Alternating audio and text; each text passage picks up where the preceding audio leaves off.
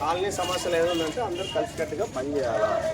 కలిసికట్టుగా పనిచేసి మనకి సమస్య ఉందంటే మనం చేయించుకోవాలి. ఆటోమేటిక్గా తీసుకొచ్చింది. దానివల్ల ఏంటంటే మన పనులు జరుగుతాయి కాబట్టి ఖచ్చితంగా కలిసికట్టుగా అంతా కలిసి పనిచేయాలి. ఇక చూస్తున్నాం ఇంత మురుగు ఆగిందంటే మనం అర్థం చేసుకోవాలి కదా.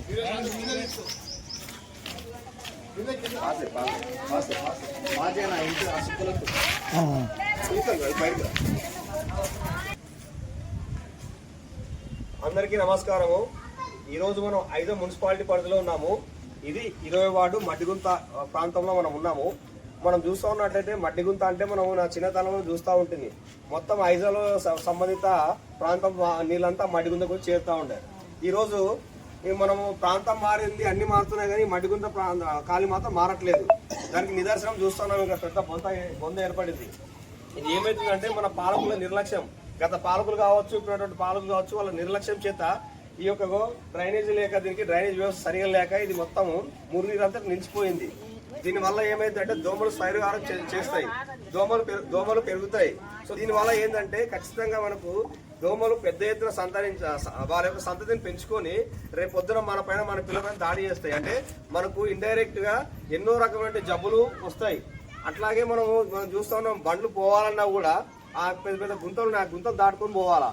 కాబట్టి మనం అర్థం చేసుకోవాల్సింది ఏంటంటే ఇక్కడ కరెక్ట్ గా మనకు ఈ గత ప్రభుత్వం కావచ్చు, ఇంతకుముందు ప్రభుత్వం కూడా కావచ్చు, దీన్ని ఇట్లా నిర్లక్ష్యంగా వదిలేసినారు.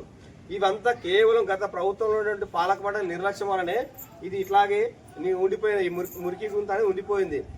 కనుక నేను ప్రజలకు విజ్ఞప్తి చేసేది ఏంటంటే, ఇప్పుడు రాబోయే ఎలక్షన్స్ ఏవొచ్చినా కానీ మీరు సంస్థాగతంగా మీకు ఎవరైతే పని చేస్తారో వాళ్ళని ఎన్నుకోండి. మీరు ఎందుకు అంటే ఈరోజు పాలక మండలి ఒక నిర్ణయం తీసుకోవాలి దీని మీద. ఇప్పటి వరకు పాలక మండలిని తీసుకోకుండా నాకు తెలిసి దాదాపు ఇది 30 ఏళ్ల నుంచి ఇట్లానే ఉంటుంది. ఇది నేను చిన్నతనంలో కూడా నేను చూస్తాను, ఈ ఏరియాలో నేను తిరిగినాను బాగా.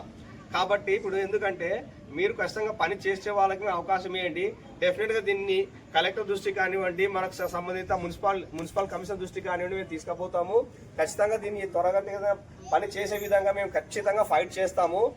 అతి తొందరలోనే దీనికి పరిష్కారం మేము చూపిస్తామని మరొక మారు అంటే ఈ మడ్డిగుంత ప్రజల తరఫున నేను విజ్ఞప్తి చేస్తా ఉన్నాను.